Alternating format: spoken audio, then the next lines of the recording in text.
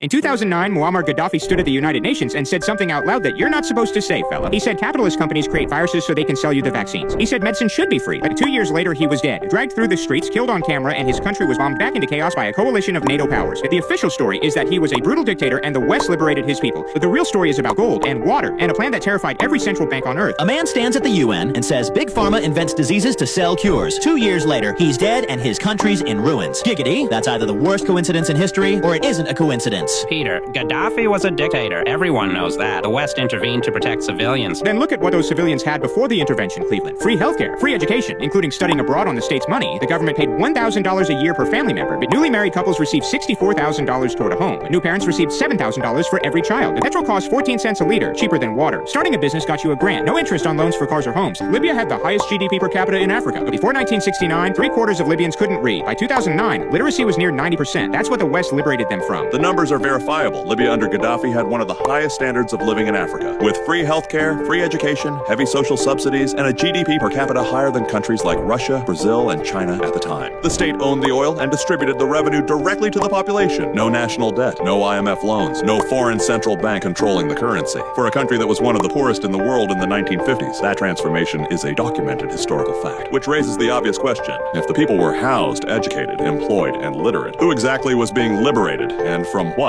Free healthcare, free education, no debt, cheaper fuel than water. Giggity, I'm starting to understand why they needed saving so urgently. So if it wasn't about the people, what was it actually about? Gold. Gaddafi had a plan to launch a single African currency backed by gold. The gold dinar. Every oil-producing African and Middle Eastern nation would sell their oil and resources in gold dinars instead of US dollars. Think about what that means. Since the 1970s, the entire global oil trade has run on the dollar. That's what gives the dollar its value. Every country on Earth needs dollars to buy oil. Gaddafi's plan would have created an alternative, an entire continent stepping off the dollar and onto gold. The dollar hasn't been backed by gold since 1971. It's backed by one thing. Oil is priced in dollars, so every nation has to hold dollars to buy it. Gaddafi sat on 143 tons of gold to back his dinar. A currency backed by real gold beats a currency backed by an agreement. Every nation that switched would be choosing value over a promise. That's an existential threat to the entire dollar system. Imagine the whole world has to use your casino chips to buy gas. Then one guy starts handing out gold instead. Giggity, you don't argue with him. You burn down his casino. So the gold alone was enough to make him a target. The gold was only half of it, Cleveland. Then there's the water. Libya is 90% desert, but underneath that desert sits the Nubian sandstone aquifer, the largest reserve of fresh water on the planet. Fossil water. Gaddafi built a great man-made river, 4,000 kilometers of pipeline moving fresh water from beneath the Sahara to the cities. The largest irrigation project in human history. He called it the 8th wonder of the world. And he wasn't planning to stop at Libya. The plan was to green the desert, to turn Africa from a continent that imports food into a continent that exports it. The aquifer holds the equivalent of roughly 500 years of the Nile's flow. With the dollar already under threat from the gold dinar, imagine the second layer. A nation that controls its own water, grows its own food, and trades in its own gold-backed currency doesn't need Western loans, Western food aid, or the Western banking system. Libya was about to become the proof that it could be done. And a working example is more dangerous than any army because other nations don't follow threats. They follow results. Free water, free food, gold money, no debt. Giggity, he wasn't a threat to Libya at all. He was a threat to the business model of the entire planet. So you're saying the whole 2011 intervention, the no-fly zone, the bombing, was about this. Not about protecting anyone. Not about protecting anyone, Cleveland. About stopping exactly this. In early 2011, the uprising started. By March, NATO was bombing. By August, the capital fell. And NATO planes specifically bombed the great man-made river pipeline facilities, the water infrastructure, civilian water supply. There is no military justification for destroying a water project, unless the water itself was part of what had to be stopped. Gaddafi predicted it himself at a ceremony for the river. He said, now that we've achieved this, the threats from the US will double. They'll do everything to destroy our work. Within months of Gaddafi's death, the gold was gone. The gold dinar plan died with him. The great man-made river fell into disrepair without maintenance. Libya, once the most prosperous nation in Africa, fractured into competing militias and open-air slave markets. The country never recovered. And the dollar's position as the global oil currency was never challenged again. Whatever you believe about the man, the outcome was precisely what the system required. Gaddafi wasn't removed for any of the reasons they gave you. He was removed because he built something the system cannot allow any single nation to have. Gold instead of debt, water instead of dependence, independence instead of obedience. They didn't kill a dictator, they killed a precedent. Because if it worked in Libya, every other nation on Earth would have asked why it couldn't work for them too. They bombed the water supply of a country to save its people. Giggity. And then wrote the history books that call him the villain. The man who gave away free water is the bad guy. Sure.